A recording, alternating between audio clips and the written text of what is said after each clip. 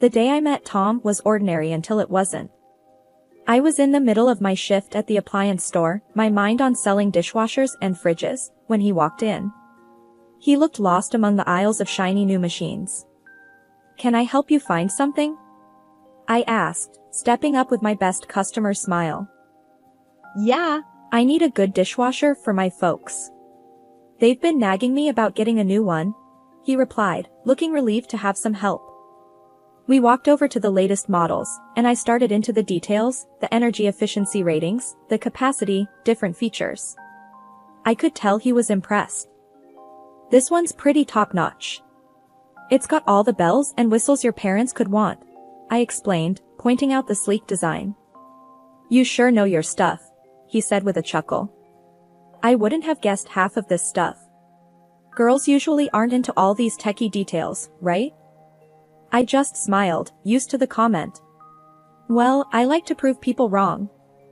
We talked more about the specs, and eventually, he picked one out. "Thanks for the help. I would have been here all night figuring this out." "Glad I could help. Your parents are gonna love it," I said, ringing up the sale. That could have been the end of it, but as I was closing up shop, Tom was there again, leaning against his car, waiting. "Hey," he said as I approached. "I was thinking, maybe you could help me set it up. Just to make sure I get all the features working right. And maybe grab a coffee afterward?" I hesitated, a bit taken aback. "Sure, I guess. Just let me grab my things." Over coffee, Tom was easy to talk to. He had a lightness about him that made you want to open up. We talked about everything: work, movies, music. When he asked about my family, I kept it simple. Not much to tell, really. Raised by my grandma, now it's just me. She left me her house after she passed a couple of years back. "Sorry to hear that," he said, his face softening. "Must be tough, being on your own." "It's all right. Keeps things simple." I shrugged, not wanting pity. "What about you? You mentioned your family earlier," I prodded, changing the subject. "Oh, the whole crew. My parents, 2 younger sisters, all crammed into one apartment. It's chaotic but fun," he laughed. "You'll meet them, I'm sure. They'd love to meet the girl who finally made me do my dishwasher duty." After that day at the cafe, things between Tom and me picked up speed like a whirlwind. We started meeting more, each date smoothly leading into the next. The connection was undeniable. We could talk for hours and still find things to laugh about. Before I knew it, love wasn't just a possibility, it was the real, palpable thing between us. A few months in, under a starlit sky in the local park where we had our 5th date, Tom dropped to one knee and asked me to marry him. The proposal was simple, no extravagant gestures, just him and me and a promise of a future together. I said yes, without hesitating. The day I was supposed to meet Tom's family, I was a bundle of nerves and excitement. This could be the start of having that big, loving family I always wanted. Tom picked me up around noon, and we drove over to his family's apartment. He knocked, and the door swung open almost immediately, pulled by a whirlwind of a woman who must have been his mom. "Tommy. And you must be Carly," she exclaimed, pulling me into a hug that nearly knocked the breath out of me. Come in, come in." The apartment was buzzing with voices and the clatter of dishes. It was smaller than I expected for so many people, every inch filled with life and clutter. "Carly, this is my dad, and those chaos agents are my sisters, Liz and Anna," Tom introduced, as each nodded or waved. "Nice to meet you all," I said, my voice slightly shaky. "We heard a lot about you. A girl expert in electronics, huh? Unusual," his dad commented, sizing me up. I smiled, trying to take it in stride. "Yeah, I've been into it since I was a kid. Keeps me on my toes." As we all settled into the cramped living room, Tom's mom brought out some snacks, and the interrogation began. "So, Carly, Tom says you're all on your own now? Raised by your grandma?" Liz asked, a bit too casually. "Yeah, it was just us for the longest time. She passed a couple of years ago, so now it's just me," I replied, feeling a bit exposed. And this dress, is it vintage? Like from your grandma's closet? Anna chimed in, a smirk playing on her lips. I glanced down at my dress, a simple floral one that I thought was pretty retro but cute. No, it's from a thrift store downtown. They both laughed, and even Tom joined in a bit. That's our Anna, always quick with the jokes, he said, elbowing her lightly. Yeah, I can see that, I muttered, feeling the heat rise in my cheeks. The afternoon dragged on with more questions and a few more jabs that Tom's parents and sisters threw my way, all under the guise of good-natured teasing. By the time we left, my initial excitement had deflated completely. In the car, I was quiet, processing the afternoon. They liked you, I could tell, Tom said, trying to be reassuring as he drove. Did they? Felt more like I was on a talk show getting grilled, I replied, staring out the window. That's just their way. They tease because they care. You'll get used to it, he said, reaching over to squeeze my hand. A few months after the awkward meeting with Tom's family, we got married. It was a modest wedding, mostly because I didn't have many relatives of my own to invite, and also because we wanted to keep things simple. The celebration was filled with Tom's relatives, who brought their loud and uncouth manners to the forefront. Throughout the day, they were boisterous, inserting themselves into every detail. They made jokes about my dress, saying it was too conservative for such a joyous occasion, and they didn't shy away from tossing crude jokes about our wedding night my way. I tried to brush it off, laugh along, but each comment chipped away at the joy I should have felt on my day. Tom noticed I was getting uncomfortable, squeezed my hand under the table, and whispered, "Just a few hours, we'll get through this together." His words were meant to comfort, but the promise of a together was starting to feel heavier than I expected. It hadn't been long since we moved into my house, a place I cherished for its peace after a long day of work. But that peace was quickly shattered one afternoon when I came home to find lights blazing through the windows. Confused, since Tom was supposed to be at work, I pulled out my phone and dialed him. "Hey, I'm outside the house, and the lights are on. Did you leave them on by accident?" I asked, key in hand, hesitating at the door. "No, I gave Liz my key. She wanted a quiet place to study." Tom's voice came through nonchalantly. I unlocked the door and pushed it open, my heart rate picking up. "You what? Why didn't you ask me first?" "She's my sister, babe. It's not a big deal. Gotta go, talk later," he said before hanging up. Stepping inside, I found Liz sprawled on the couch, my laptop open in front of her. The room was a mess, snack wrappers everywhere, cushions askew. I felt my pulse pounding in my temples. "Liz, what are you doing with my laptop?" I demanded, trying to keep my voice steady. She glanced up, unfazed, and shrugged. "Just borrowing it. Chill, we're family now, right? That doesn't mean you can just take my things without asking." "That's not how this works," I snapped, feeling the anger bubble up inside me. She rolled her eyes, closing the laptop with a snap. "Geez, don't get all wound up. I always borrow stuff from my sis. What's yours is ours now, isn't that what family is about?" I took a deep breath, trying to calm myself. "No, Liz. I need you to ask first. You can't just come in here and take over." She scoffed, standing up and stretching. "Whatever. Tom said it was cool, so maybe you two should sort that out." She brushed past me, her dismissal clear. I picked up my laptop, my hands shaking. That evening, when Tom came home, I was ready for a confrontation. "Tom, we need to talk about your sister using our house like it's her own personal hangout," I started, the moment he walked in.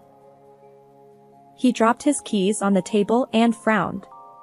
"Carly, she's just a kid. She's not hurting anything. Why are you making a big deal out of this? She's not a kid, she's an adult, and she's disrespecting our space. Your family is overstepping, and you need to see that," I argued, feeling my frustration grow as he stood there, unmoved. "Look, my family is just like that. They're open with each other. You're being too uptight about it," he countered, his voice raising slightly. Open doesn't mean entitled to invade my privacy or take my things without permission, Tom. That's not open, that's overbearing, and it's not okay. I shot back, my voice echoing in the now tense room. Tom sighed, rubbing his forehead. Okay, I'll talk to her. Just, try to be a little more flexible. Yeah. For me? After he went to call Liz, I sat down, feeling defeated. The ease with which my sanctuary had been invaded left me uneasy. I had always valued my space and privacy, but now I wondered just how much of that I'd have to give up. I thought weekdays were tough, but weekends turned out to be the real trial. It started one Saturday when Tom casually mentioned that his parents wanted to drop by. I didn't think much of it then, figured it'd be a quick hello and Goodbye. boy, was I wrong. That morning, I was sipping coffee in the kitchen when the doorbell rang. Tom hadn't even gotten out of bed yet, and there they were, his parents, bursting through the door like it was their own. Morning, Carly. His mom greeted loudly, as if it was the middle of the day. We thought we'd come and spend the day. Hope that's all right? I was cornered, not really given a chance to say no. Sure, Come in. I managed, stepping aside as they barged in with bags of who knows what. His dad didn't waste any time. Where's Tom? Still sleeping? That boy could sleep through a tornado. I just nodded, feeling my weekend relaxation slipping away. Soon, Tom stumbled in, rubbing his eyes. Oh, hey, Mom, Dad. What's up? Just thought we'd visit. We brought stuff for a barbecue. You got charcoal, right? His dad said, already heading to the backyard. The day blurred into a chaos of cooking, laughing, and more family members than I expected turning up. It wasn't long before Tom's sisters arrived, and the house filled up with noise and people. They took over the living room, the kitchen, every bit of space, while I was nudged here and there, my role reduced to that of a spectator in my own home. I tried to keep my cool, even managed to smile through it all. But when his mom started directing me around, that's when I felt the pinch. Carly, darling, could you whip up some of your salads? And maybe see if we need anything from the store? It was more a command than a request, and it stung. Sure, I'll check what we have, I said, forcing politeness. As the day wore on, the visit morphed into a full takeover. They sprawled out, watched my TV, changed the settings, ate my food, and left dishes everywhere. It felt more like an invasion than a family gathering. By evening, I was exhausted, physically and emotionally. I found Tom in the midst of it all, laughing and sharing stories. Pulling him aside, I hissed, "Can we talk?" "What's up?" He looked puzzled, clearly oblivious to my growing frustration. "This can't happen every weekend," I said flatly. "Your family takes over the house like it's theirs, and I feel pushed out." "It's too much, Tom." He looked taken aback, then defensive. "They're just enjoying themselves, Carly. It's what families do." "You're overreacting." "Overreacting? Tom, there's respecting family, and then there's this, disrespecting our space. Can't you see the difference?" My voice was rising, tension tightening my throat. He didn't respond, just nodded slowly, looking more at the floor than at me. The rest of the evening I moved through the motions, cleaning up after his family, feeling more like a maid than a wife or even a guest at this wild family circus. They finally left late in the evening, leaving behind a mess and a silence that felt both heavy and relieving. As I looked around at the clutter and chaos, I wondered how many more weekends I could handle this, how many more invasions of my privacy I could endure before something had to give. Every day, the behavior of Tom's relatives grew more arrogant and defiant. They began to insult me openly, making snide remarks about everything from my cooking to my choice of clothes, and laughing off my frustrations as if I were the family joke. Tom, instead of defending me, often joined in, laughing along with their hurtful jabs. This constant disrespect and belittlement became too much to bear. After one particularly harsh comment from his sister that Tom laughed at, I couldn't hold back anymore. We had a blazing row that night, where I told him I felt more like an intruder in my own home than his wife. That was the last straw. Hurt and angry, I packed a small bag and moved into the spare room, locking the door behind me. I was jolted awake early Saturday morning by the sound of my bedroom door creaking open. Groggy and disoriented, I squinted through the dim light to see Tom's parents shuffling around my room, peeking into my closet, inspecting my furniture. After the quarrel with Tom, I'd been sleeping here alone, finding some solace in the little privacy I had left. "What are you doing in here?" I snapped, pulling the sheets tighter around me as I sat up. "Oh, just checking out the room." Tom's mom chirped, not a hint of shame in her voice. "This is the best room in the house, you know." His dad nodded, poking his head through my curtains. "Yep, from today, we're thinking this will be ours. It's the most comfortable and beautiful in the house, after all." My mouth fell open. "What? No, you can't just decide that." They both laughed, as if I told a good joke. "Well, it's settled. We're moving in here. Gave our apartment to Liz," his mom added, as though it was the most natural thing in the world. I threw off my covers and marched straight to Tom, finding him in the kitchen, sipping coffee. "Tom, we need to talk. Now. Your parents can't just take over my room. This has gone too far." Tom looked up, his expression unreadable. "Carly, they need a place to stay. It's family. They think this room will suit them best." "Suit them? It's my room, in my house," I protested, my voice rising. He shrugged, a casual dismissal that made my blood boil. "Look, why don't you move your stuff to the attic? We can fix it up, make it nice for you." I stared at him, stunned. "The attic? Really? That's what you think of me now?" "It's not like that, Carly. It's practical, is all," Tom said, his tone flat. His parents chimed in, agreeing. "Yes, dear, be reasonable. We're family. And tomorrow, we're off to the city for your sister-in-law's wedding. You'll have the whole week to get the room ready for us." The whole room spun around me as they spoke. My home, my sanctuary, was being stripped away, piece by piece, by the very people who were supposed to respect it. As soon as the front door closed behind Tom and his parents, the silence of the house felt like a heavy blanket had settled over me. I was alone, finally, but the weight of what had transpired sat thick in my chest. They were gone for the week, and the thought of them returning to claim my room, the best part of my sanctuary, made my stomach churn. I paced the living room back and forth, my thoughts racing. This wasn't just about them taking over my space, it was about respect, and it was clear I wasn't getting any. Every corner of the house reminded me of the dismissals, the laughter at my expense, and Tom's complacency. Enough is enough, I muttered to myself. The decision crystallized in my mind with a clarity that surprised even me. I wasn't going to be pushed around in my own home anymore. First things first, I needed to secure my house. I called a locksmith, explaining the urgency. I need all the locks changed. Today, if possible.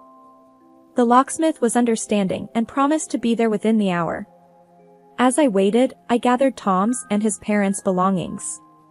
It felt surreal, packing up their things like I was erasing their presence from my life. But with each item I placed into the boxes, I felt a bit more of my resolve hardening.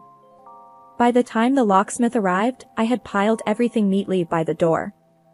I explained what I needed, and as he worked, changing lock after lock, I felt the first true wave of relief wash over me. "Are you sure about this, ma'am? They won't be able to get back in?" the locksmith asked, a final confirmation before he finished. "I'm sure. Thank you," I replied, my voice steady. With the house secured, I stood outside, looking at the pile of their belongings. It was done. I'd taken the first real step towards reclaiming my life. But I knew this was just the beginning, there would be fallout. When they returned a week later, the confusion and anger on their faces as they found themselves locked out were exactly as I had anticipated. Tom was the first to react. "Carly, what the hell is this? Why are our things outside?" he shouted from the other side of the door, his knocks loud and persistent. "This is my house, Tom. I told you, I'm done being disrespected. I shouted back, not opening the door. You can't just lock us out. This is my home too, Carly. His voice cracked with a mix of anger and desperation. It was my home before it was yours, and I'm taking it back. I suggest you take your things and leave before I call the police, I replied, stepping back from the door as his banging grew more frantic. There was a moment of silence, and I wondered if he'd left, but then he spoke again, his voice lower, almost pleading. Carly, please. Let's talk about this. We can sort things out. No, Tom. It's too late for talking. I've made my decision. Please, just go. The finality in my voice seemed to reach him, and the sounds from outside started to fade. They were taking their things. It was over. After a few days, my phone was bombarded with messages and calls from Tom. He was begging, saying anything to get me to let him back into the house. But it all just seemed like he was looking for convenience, not really about making amends. He missed the comfort, the space, not the respect and love that should have been the foundation of our marriage. One afternoon, while I was tidying up the remnants of what used to be our shared life, there was a loud knock at the door. I opened it to find Liz, Tom's younger sister, her face twisted in anger. You've ruined everything, she yelled the moment I cracked the door open. Because of you, we're all crammed back into that tiny apartment. I can't even have my boyfriend or friends over anymore. I stood there, door half open, feeling a mix of anger and pity. Liz, this isn't my problem. You need to leave. She tried to say more, her words sharp and accusing, but I wasn't having any of it. I pointed firmly towards the street. Go. Now. This is my home, and you have no right to come here and blame me for your issues. Liz huffed, mumbled something under her breath, and stormed off. I shut the door with a resounding thud, leaning against it as I let out a long sigh. It seemed like the chaos would never end. The real test came a few days later. I was walking home from the grocery store when I heard familiar voices calling out my name. It was Tom's parents, waiting for me at the end of the street. As soon as I was in earshot, they started hurling insults. You selfish, stupid girl. Look what you've done to our family. His mom shouted, her finger wagging in my face. You think you're better than us, keeping that house to yourself. His dad chimed in, his voice booming down the street. I stood there, groceries in hand. I did what I had to do for my own peace. You should leave now, I said calmly, though my heart was racing. That's right, you greedy. But before they could continue, my neighbor, Mr. Jacobs, who'd been trimming his hedge, stepped towards us. Hey, that's enough. I won't have this shouting in our street. Leave her alone, or I'm calling the police. Tom's parents glanced at Mr. Jacobs, then back at me, and without another word, they turned and hurried away. I muttered a thanks to Mr. Jacobs, who gave me a supportive nod before returning to his hedge. After the divorce was finalized, I put Tom and his family firmly in the past. I heard through friends that they were back in their cramped apartment, squabbling constantly among themselves. Life after Tom was quieter, simpler. I reclaimed my house and my life, painting walls, changing furniture, making everything mine again. One sunny Saturday, I decided to throw myself into gardening, a hobby I'd neglected for too long. As I was pulling weeds and planting flowers, my neighbor, Mr. Jacobs, leaned over the fence. Looks like you're making quite the change out here, he called out, a friendly twinkle in his eye. Yeah. I figured it was time to spruce things up a bit. Make it feel like new, I replied, wiping sweat from my brow. Need a hand? I've got some tools that might help, he offered. Actually, that would be great. Thank you, Mr. Jacobs. I smiled, grateful not just for the tools but for the company. As we worked side by side, Mr. Jacobs shared stories of his own life changes and challenges, making me feel less alone in my journey. You know, Carly, starting over isn't a sign of giving up. It's a sign of being strong enough to move forward, he said, patting down some soil around a new plant. I nodded, feeling the truth of his words settle in. I'm starting to see that. It's tough, but I guess it's worth it. After Mr. Jacobs left, I sat on my porch, sipping tea, and really looked at my garden, my home. It was transforming, and so was I. The sense of peace was new, hard-won, and deeply cherished. That night, I made dinner for myself, a simple meal enjoyed at my kitchen table by the window. The house was quiet, but it was a good quiet, filled with potential and new dreams. I was on my own, yes, but I was truly myself again, stronger and surer than before. Life had thrown me curves, but here I was, ready to face whatever came next with a brave heart and a clear mind.